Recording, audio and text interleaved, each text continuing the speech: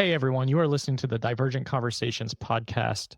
We are two neurodivergent mental health professionals in a neurotypical world. I'm Patrick Casale. And I'm Dr. Neff.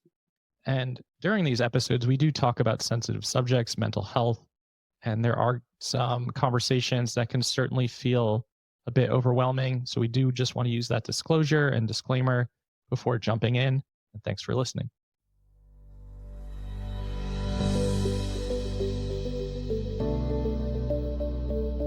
Hey everyone, welcome back to Divergent Conversations. We are getting ready to release a new collection that we are going to do an entire Autistic Burnout collection.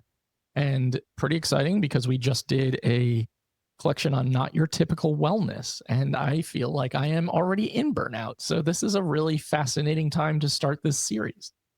Patrick, have you ever left burnout? I don't think so. I mean, Is your life just a perpetual? Yeah. I mean, my life does feel like perpetual burnout. Yeah, it really does. Mm-hmm. I realize I'm just diving right into the deep end, and this is not how we talked about sketching out, which is just how we do. But you've also talked, like in our last series, and I appreciated your honesty around this. And correct me if I'm wrong, but I feel like you talked about also being depressed. Mm-hmm. Is that, how do you tease out when you're depressed versus when you're in burnout? Or does that distinction even matter to you? We are diving really right away. Love it. I think we're going to give a little quick synopsis definition of what autistic burnout is, but let's circumnavigate that. We do have full episodes number 2 and number 47, where we have done deep, extensive dives on what autistic burnout is. And we are going to link those in the show notes for every single episode of this series. Okay. Anyway. Wow. Look at that social ligamenting that you just did. Like, and I'm so tired out to be like, yeah, I'm impressed. Which is probably why I'm always in burnout. If I'm being honest, like how naturally that stuff comes to me in a lot of senses. And I think that keeps me stuck here. Because you had an itchy thought, like, no, we've got to define autistic burnout before we dive into kind of emotional conversation. Mm-hmm. Yeah. So yeah, that's part of the hypervigilance load that you carry. Yeah. Which feels pretty consistent. Okay. How am I differentiating between whether I know that I'm in burnout or that I'm depressed? Whew. As someone who really resonates with a major depressive disorder diagnosis, or maybe at least cyclothymia, can never say that word correctly. Like chronic underlying depression at all times, it's hard to tease out. It is really hard to tease out at times. But I think for me, when I'm thinking more about autistic burnout, I'm thinking about how impacted all parts of me are, not just my mental state. And I think a lot of that can feel like unbelievable sensory overwhelm, irritability, frustration tolerance, lack of special interests or participation in them, my desire to socialize and desire to withdraw. But that can feel like, ooh, which one is this in that situation? I really start to think about the sensory component. Like I really start to think about how I feel, like I've talked about this before, that exposed nerve ending moving through the world, being shocked all the time. That feels constant. And it's just like every little thing becomes bigger and bigger and bigger. And I was noticing this yesterday when I was laying on my couch. I wasn't feeling well. I had like a sore throat, low grade feverish. And of course I'm sick again. Right. And I was like answering an email and I was like, oh, that is really irritating me right now. The having to respond to this thing, having to open that extra tab, having to do that, like open my computer again. I'm like noticing the frustration building. And it's always a good indication for me that I'm like, well, either on the way or I'm like already firmly there and just never realized it until it hits you like a ton of bricks. Mm-hmm. Yeah. So there's like the gradual, your experience of it is like there's the kind of gradual build, the frustration, which I definitely relate to. Like tasks just start feeling like molasses. Mhm. and then it hits like a ton of bricks. Is that when it's like collapse on the couch for you type thing? Yeah. Yeah. Mhm. And that's Yeah. almost where I want to take my phone and like throw it across the room because I'm so overwhelmed. And I start to Mm. have like more sensory meltdowns and shutdowns. Mhm. Yep. Um, and they start to intensify, Yep. and things that would not typically, lead to one, everything starts to lead to sensory meltdown and then therefore sensory shutdown. And then I'm just Mhm. in it and I can't get out of it. Like perpetual sensory hell. Hmm. Mhm. Yeah. Yeah. Perpetual Yeah. sensory hell. Yeah.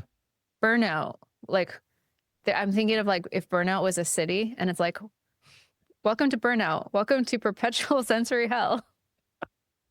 Oh my gosh, wait, Yeah. that would be a fun activity. Like burn out the Yes. city and then to like design it. Oh Like my what God. would And be I in the also have city? the thought of like, man, we really need our merch lineup because that is such a good t-shirt. Like it's such a good, I would wear it. Uh-huh. Welcome to burnout, perpetual sensory hell.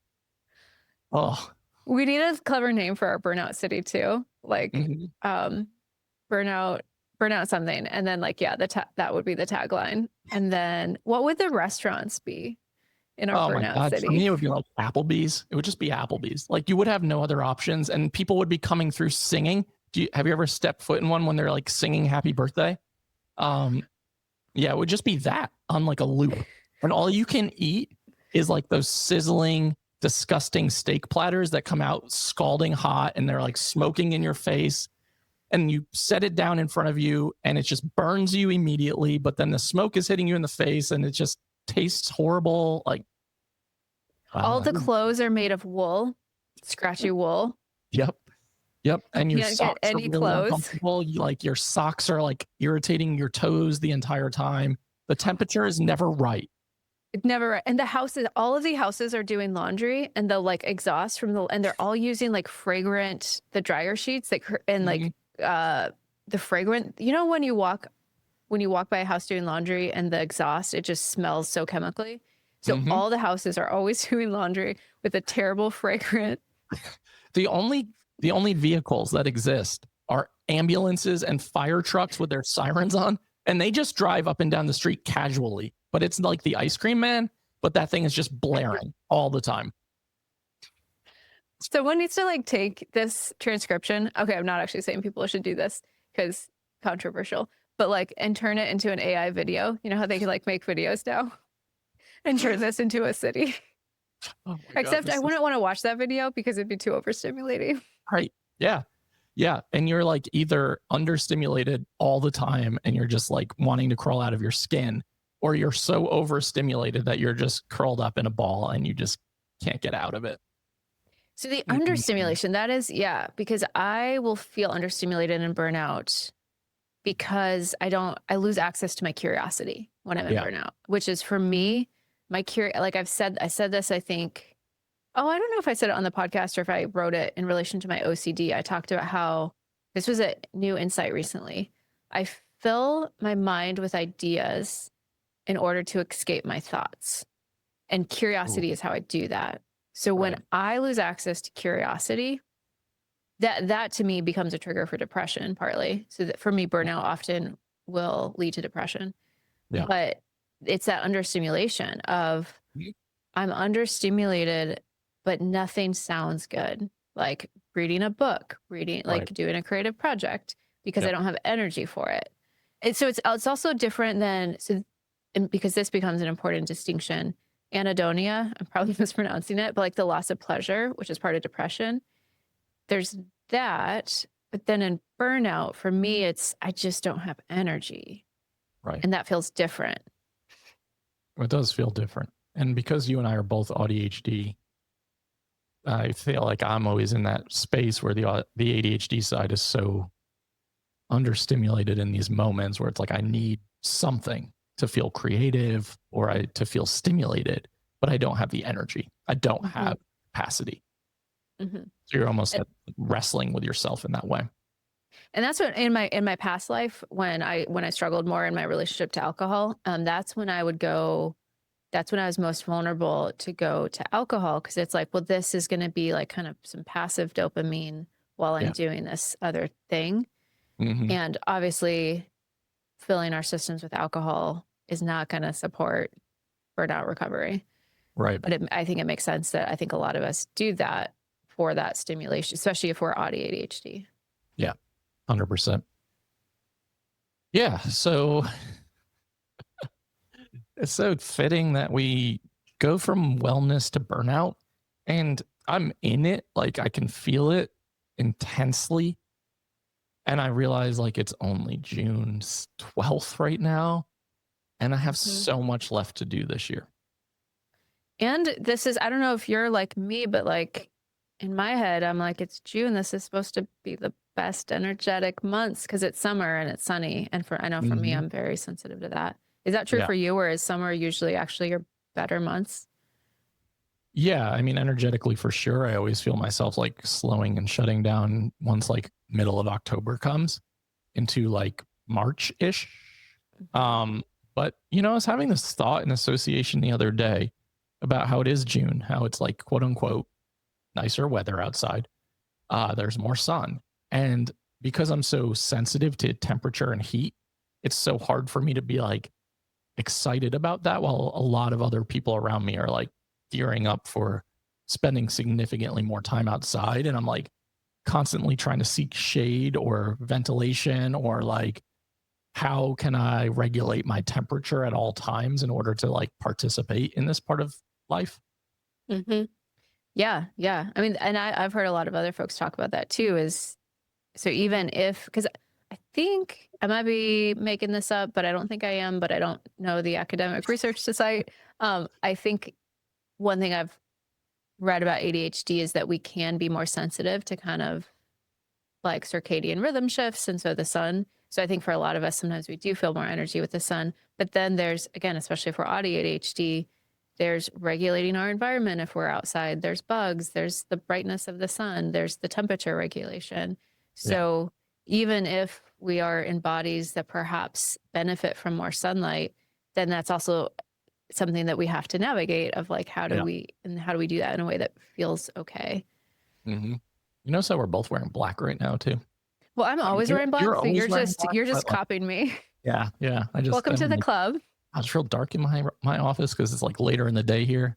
But yeah, it's yeah, I think that's a part of it too, right? Like how much cognitive energy has to go into that constant hypervigilance of like everything has to be just right at all times for our sensory systems, and how often it just I can feel just so depleted from having to navigate that in like most areas of my life at all times. Yeah. Yeah. Yeah. Yeah. So I want to flip the script a little bit. You asked me about this. You just got back from a trip. I imagine for you, you're also feeling worn down to some degree. Are you feeling like you're in burnout at the moment, or do you feel like I feel like I'm kind of at a good place? So my reference point was like forever shifted after last fall. So, Mm, I mean, yeah, I've talked about this on the podcast. I got COVID in 2020. I was like quite sick for 9 months, yeah, developed asthma as part of it. And then every time I've gotten COVID, which, it like just takes me out for 4 to 6 months. And then it's also like, well, what do I call that? Do I call that autistic burnout? Do I call that long COVID? Do I call it chronic fatigue syndrome? Like, and that's where it's it's it's helpful to have names for things, and then also it's like these cluster together in yeah, ways that are complex. So my reference point being the fall, which was when I I was really struggling to do what I'm doing now, which is sitting upright. Like I was on the couch I always confuse horizontal and vertical. I was being horizontal like pretty much all day. Um, on a good day, I could get myself to work 3 hours. right, Compared to that, I feel much, much better. I'm back to being able to work full days. I'm still mostly, and that's probably because of some health things, I still mostly do it vertically, but I'm able to like go outside in the sun and do it. Um, so that's my reference point. So compared to that reference point, I'm feeling much better than I was. And I also am very much aware, and we've also talked about this a bit on the podcast, but this year started with that website migration that went terribly, horribly wrong. And I've been in fight flight energy Yeah. that tipped into pretty intense energy in the spring. And so I'm also very aware that my nervous system has been in a stress state for many months. And so I'm kind of terrified of the fall, or I'm terrified about when I get sick again, Mhm. because, and I don't want to like make it a self-fulfilling prophecy, but I'm imagining a pretty intense crash might be coming. Yeah. And you kind of talked about that in the wellness series of like this fear of when is this energy going to go away? Or when am I going to really struggle And again, and how scary that is. and the intensity of that, because when we were recording, I was in the intensity of that, like that Right. has shifted down, which is really good because I was struggling to sleep. It was so Yeah. intense. And that has shifted, and it didn't shift into a depression, which I was a bit worried on. And so has shifted back into like, I don't know that I don't think I have a baseline, but to what feels like would be a healthy baseline if I had one. Um, and I'm still like dealing with business stress, and I'm Right. curious as that wraps up, like what my body will do. But right now I'm appreciating the sun. I'm appreciating that my body is managing to get a little bit of sleep. And I'm feeling, for me, pretty resilient. But again, that's a huge caveat of like what for me is Yeah. resilient. Yeah. For sure. That makes a lot of sense. And I'm glad for you for that reason, for sure. Because I remember recording last year in the fall when you were like, I'm just going to lay down on my couch and turn my video off because I can't like do this right now. And you were really struggling for sure, and Mhm. physically and mentally in that time. And I Um, couldn't put words into sentences were so hard for me. And yeah, yeah. We have a family gathering. So once a year we gather with my spouse's family. And that's actually, as far as I can tell, that's where I got COVID last year. So I'm actually going into next week, like really scared. Um, and I have traveled. I traveled to Belize. But it's just, I'm so scared of getting COVID because that's the thing that for me takes me completely out. And I do what I can to be cautious, and you only have so much control. for sure. Yeah, absolutely. Hmm. Which Thinking is about the last time I felt good for like any stretch of time, I so much has happened, over the last couple of years, but like, well, I was like looking at the hurricane here ever since then, because I was already in burnout going into that. So coming out of it has been so challenging because life doesn't stop. Like I've done a better job, like we talked about in some of our episodes, of setting better boundaries in my life and all of the things, and like even announcing a big pivot in my career a couple weeks ago. But like I haven't been able to get out of it. I haven't been able to like dig myself out of it. And sometimes I do think I need like a month of just complete solitude and isolation from all things. And that also is horrifying to me. you've talked about that. You've talked about Mhm. kind of wanting to like go underground for a Yeah. period, which I actually really love for you, Patrick, because I Yeah. think you've talked about that, how it's so hard to not respond to notifications, and it's so hard to like fully get off. And we're so one thing that's been in the back of my head as we're talking about our levels of burnout is we are both writing a book in this next year, which is a really freaking heavy lift. Yeah. Um, and I'm also feeling that as I'm like anticipating this year. I'm like, oh my gosh, have I budgeted enough time for this?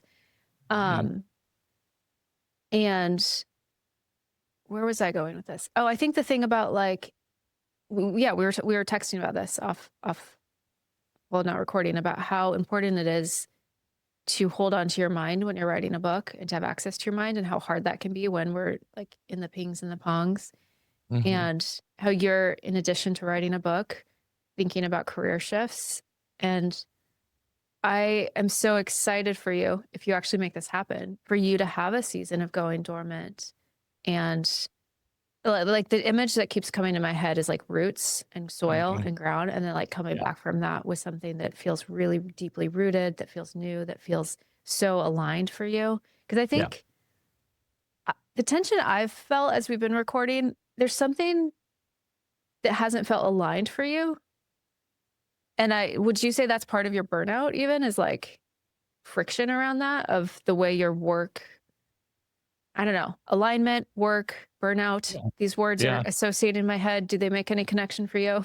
Yeah, for sure. I think since the day we met, I've been doing work that I haven't always truly loved. And I think that that has intensified over time, like um, just the career that I've had over the last couple of years has required a lot of me to be like a presence and a face and like a person who's involved in a lot of things. And it just doesn't feel aligned to me. And then once the passion went away, it really didn't feel, it felt very misaligned. And then like obviously continuing to show up in those spaces or in that environment, because capitalism and needing to make money. And it's just like that just almost amplifies everything too, of like being in a space where you just don't feel content or passion filled or excited. And then that becomes a situation where you start to try to like split hairs of like, is this burnout? Is this depression? Is this burnout? Is this depression? And that kind of vacillates like back and forth. Or is it misalignment, right? Is Right. it value misalignment? And is it Yeah. that there's something in my life that like would benefit from adjusting? That this is, and that goes back to the idea of like emotions are signals, right? Emotions aren't good or bad, they're signals. So also, and sometimes burnout can be signals of Totally. like, is this signaling a need for some sort of life trajectory shift? Yep. Which is horrifying in a lot of ways. But Because that's change. Yeah, which is our favorite. Change, routine disruption, like all of the things that we really love, sarcasm. And I think I said to you offline, like, I feel like there's a part of me that has placed myself in this situation purposefully. Like I have run myself down by doing all of these things over the last 4 or 5 years so that I can take a step back and like actually rest and actually breathe. And like, I don't have to work so hard right now because I have set myself up in that space from the retreats and the podcasts and some other stuff that I've done. So yeah, I'm curious what you mean by that, because my brain goes to two places. One is like you've done that to financially set yourself up, so that you could take a break, which would make sense. Or do you mean it, because I also relate to this, where it's like you are so burned out, you literally can't, so you have no other option but to take a step back? That part. The second one? They're both true. Yeah. Now, Yeah, this is a yeah. both and. Again, like No, but I'm the same duality. way. I need my body to say hell no Exactly. for me to actually take a step back. Yep. Which is what happened last fall for me. Yeah. And I, since we've known each other, both of us get sick fairly often. And I've just noticed the increasing likelihood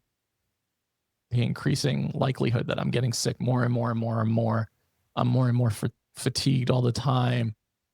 And like you said, it could be chronic fatigue syndrome. It could be this, it could be this. But in reality, it's a culmination. And I think for me, that culmination has led to such an intense period of autistic burnout that my body is like, hell no. Like there's no gas in the tank whatsoever. Like we're beyond empty. It's like when you're driving, when you're a teenager and your gas tank is definitely empty, but you're like, I can go 30 more miles. And like that, I'm way beyond that. Like that barometer is gone. So that's part of our city, is every time you go to a gas station to fill up, it's like it gives you an inch, just enough so that you're like at your gas station, your gas tank still is registered as empty, but it's at like the top of empty. And that's all you can ever get at a gas station when you go to a gas station in our burnout city. Or you show up to the gas station and you're on empty and the gas tank says, or the gas thing says out of service. And then you have to drive down the road, No. You have to push your car down the road. But it's up a hill. And like, do you want to come to a retreat in our burnout city? We are selling tickets for 2027. Oh God. Yeah. This is like laughing about this and joking about this is so helpful because I know so many of you are probably listening and relating so hard to this too. Of like, Yeah. And okay. One more thing for the city, because I just watched my dog walker out of my peripheral, like walking down the street, is the only animals that exist in this city are my Shih Tzu named Hudson, and he just barks incessantly, nonstop.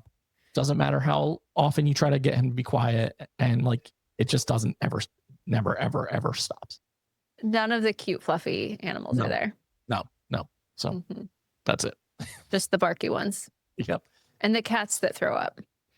Yeah. Or like, you're finally sleeping and like your dog decides that he needs to go outside to go to the bathroom at 3 a.m. So you have to like wake up from sleeping for the first time in like a week and let your animal out to go to the bathroom.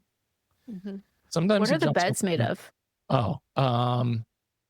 People will laugh at this if you've come to my Ireland retreat, but some of you have said that you would rather sleep on the ground than sleep in the beds at the cottages that existed there. So maybe something like that feels like plywood, basically. I don't know. No mattress, no box spring.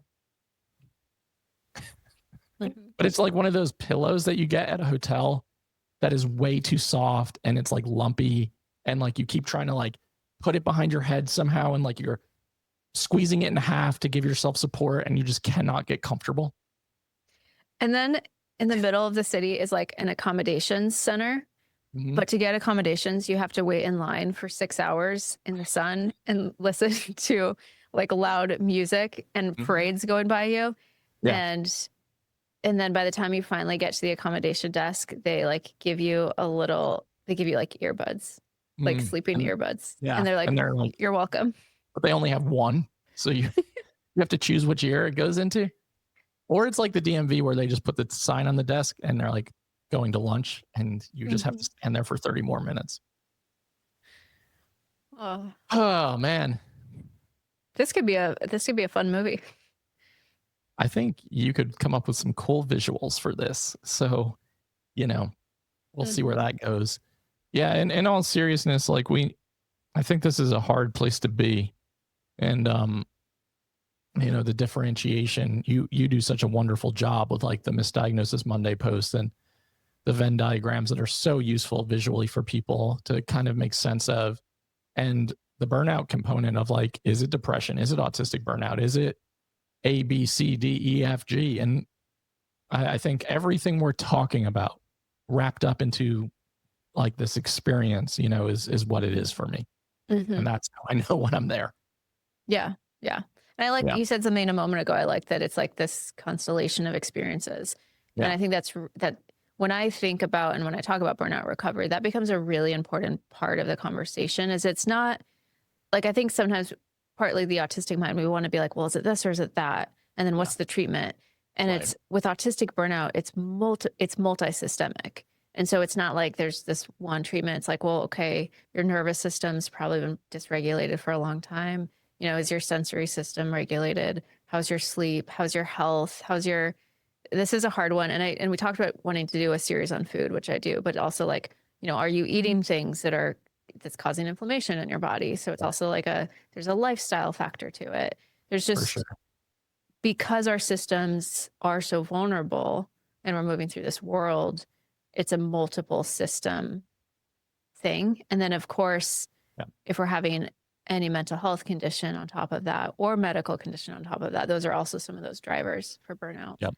And so it's intensifies too when that's happening, right? Like, and I noticed that too. I should have mentioned that like my chronic pain has gone up pretty drastically over the last month or two. And I can tell like that's all tied in as well. So when I'm starting to experience more and more acuity and intensity, I'm like, I'm probably there. So that is, well, first of all, just I'm sorry, as someone who also lives with chronic pain, like chronic pain flares are chronic pain flares are often the first domino for so many things for me. And I know for a lot of us, that knowing like what the triggering event is, I think that's part of, so I talk a bit about, burnout recovery and like building a life more resilient to burnout. I think knowing what our triggers are is a big important piece of that. For me too, it's chronic pain becomes a trigger because when my pain is flaring, I'm moving less. My sleep is also worse. I'm more prone to seek comfort through foods that I know cause inflammation Yep. in my body, that cause stomach pain in my body. Yep. And so those triggering events, and then knowing what they are, because it's like, okay, and I see you. I see your Yep. chronic pain. I see the behaviors that want to follow when I'm in that cycle, and then I see what it creates. And it takes Right. me like walking through that cycle 20 times, right? Before I'm like, okay, maybe I'll try something different here. Yeah, exactly. Yeah. Spot on.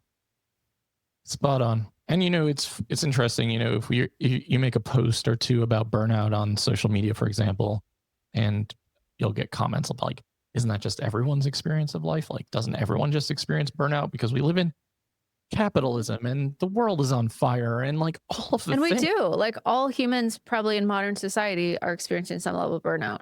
And it's not the Absolutely. same. It's not the same as Exactly. autistic burnout. And that's the big differentiating factor of like, it's not the same. Hmm. Yeah. Yeah. And I think about it more like kind of socially, like when an autistic person says I'm in burnout, what they mean tends to be really different. Like I'm Yeah. struggling to feed myself. I'm Right. struggling to put words into sentences. Like something that for someone else when they're in burnout doesn't seem like a heavy lift, for us Mhm. does. Yeah. And I'm glad you named that. That's kind of what I wanted to get at, is that it's very different. I mean, I think we're all probably in some stage of burnout in this world right now. We live in a dehumanizing world that's like Yeah. not supportive of our systems or our minds or our connections. Like everything we talked about in the wellness series, we live Yep. in an we live in anti-nourishing systems and worlds. And so all humans are struggling, which is Right. again, that's where with any conversation, it can be like us versus them, like autistic burnout and we're struggling, Sure. but neurotypicals are fine. It's like, no, all humans are struggling. Yeah. We're like the whole canaries in the coal mine thing. Like, I Mhm. think we have a more exaggerated response often, but Yeah. Mhm. Thank you for breaking that down, because I think that's just an important point to make. Like everyone's struggling. I can't imagine I know a single human who's not experiencing some semblance of burnout, and it's just really not the same. And the longevity of it too is so different, and it's hard to differentiate though, y'all. Like, I mean, life is hard. Life is really freaking hard. There's another tagline. Like, life is really freaking hard. I'm glad this has been an uplifting episode, and those are always our favorite. And with your voice, it's just, those are always our favorite. Yeah, I'm not in like ER mode though, like last time, like in the grief episode situation, I was super depressed. But I'm not in that mode right now. I'm just, yeah, I think my Burnt cadence is out. just low right now. I'm burnt out. Yeah, which makes sense. I mean, you've had a lot happening, and you've been traveling a lot, and you've Yeah. been absorbing a lot of negative energy in the world and are pretty impacted by that. So I think of you as like a pretty hypervigilant person as at baseline. And Yep. then hi 2025. Yep. Yep. Okay. Yeah. Oh, I did have a thought. It was when you're talking about the being on the couch and wanting to throw your phone. Okay, this is a totally divergent thought. I thought about how you've talked about OCD a bit, and some of the ways some of your compulsions show up is like you can't have any notifications on your phone. And I was thinking about the OCD burnout connection, because some of the compulsions we do can be really energy exhausting. Yeah. And then burnout, like we're exhausted. What does some of the OCD stuff look like for you in burnout? Like, because also when I'm not sleeping, my OCD gets worse. But then, yeah. So it's just, it was one of the first times my brain went to think about the OCD burnout connection. Hmm. Does that? No, I mean, it definitely relates, and yeah, I'm just trying to think of examples. Like, can Compulsions. you because you are so like, okay, my inbox has to be 0, notifications have to be 0. Do you let any of that go when you're in burnout, or does it? You I do? do. Yeah. I am so much less responsive. And that's another indication for me of like, because there is still that compulsive need to check, respond, delete, clear, all the things. But I'm just like, I don't have the energy or the capacity to even care about how much agony this is causing me mentally by not being able to do these things right now. But then it's causing, I would assume it's causing stress to see that. Yeah, for sure. Yeah. Yeah. Yeah. And what about like showers? Like I know you often will do like 3 showers a day or Yeah. I mean, laundry. that never changes. Like, I am a baseline 2 shower a day human. So it's just, I definitely have a compulsive need to constantly be washing my hands, and like I probably put way too much hand sanitizer on at all times. But like I haven't noticed an increase in any of that. I do yeah, I mean, I don't know. I haven't noticed, and maybe I'll start paying attention more to that side of things for myself. Yeah, I'll get pulled into more checking loops. Mm. Um, checking is Like kind the of the whole like big thing. stove checking situation, like did I leave the stove on type of thing. Yeah. Yeah. Yeah. And it'll get worse where it's like I'll maybe like, I'll be driving down the road and I'll know, like I'll be like, yeah, I know I turned off my hair thing or the stove, but I'll be like, I just have to go back and check. And it's Right. like, and I think it's partly because of that irritability is so much more. It's like I just can't handle the distress of this. So even though I have a memory of turning it off, I need to go back and check. Yeah. So I have like less, it's almost like I have less control over my checking behavior. Like, whereas sometimes I can be like, I can self-soothe myself when I'm leaving. I'll be like, no, I do remember unplugging that. I know Right. I want to go back and check, but I'm not going to. I don't have the same amount of patience to walk myself through that. That makes sense. Yeah.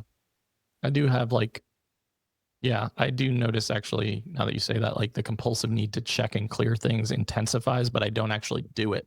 So the action actually decreases, which is interesting. But the need to like constantly, like I'll check my inbox, I'll check my Spruce Health like group practice account. I'll check all of the things constantly, like compulsively on loop over and over and over and over again. But I don't do anything about it.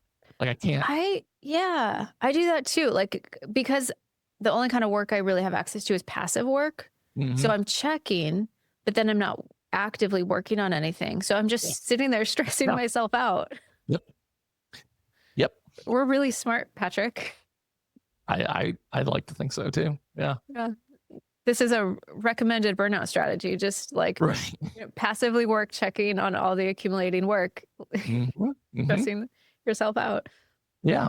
Mhm. It is a lot of it's a blast. Yeah. Um I don't know. I'm feeling that weird energy right now of like shifting Yeah, I can tell. inside. I was like, okay, you're starting to get like antsy, like you're ready to wrap this episode Mhm. up. Yeah. Let's do So it. how do we wrap this up? Because I know we want to. You are doing burnout in your world in NDI right now. Yeah, so our summer theme is burnout everything. So we're doing a Mhm. burnout course in the Nook and we're doing a burnout series on social media. Um, so we had talked about kind of loosely structuring Yeah. this via my workbook, partly because then we just don't have to think about it. So our Mhm. goal today for this episode was to talk about like what burnout is, what our kind of signs or triggers are, um, internal signs, external signs. Yeah. I guess if we do want to zoom out and offer some concrete things as we wrap this up, one thing I'll say, something else I also talk about a bit is one of the vulnerabilities is because of interoceptive awareness challenges or alexithymia. A lot of us don't know where we're at in the stress cycle or the burnout cycle till we've hit what you call that, like the bricks, Right. which means we don't have as much space to intervene at a point where it's like, oh, okay, I could pull back here. I could implement some restorative practices. And then by the time we do know we're in burnout, we don't have much capacity to support ourselves. So I think Right. that's part of the vulnerability for a lot of us.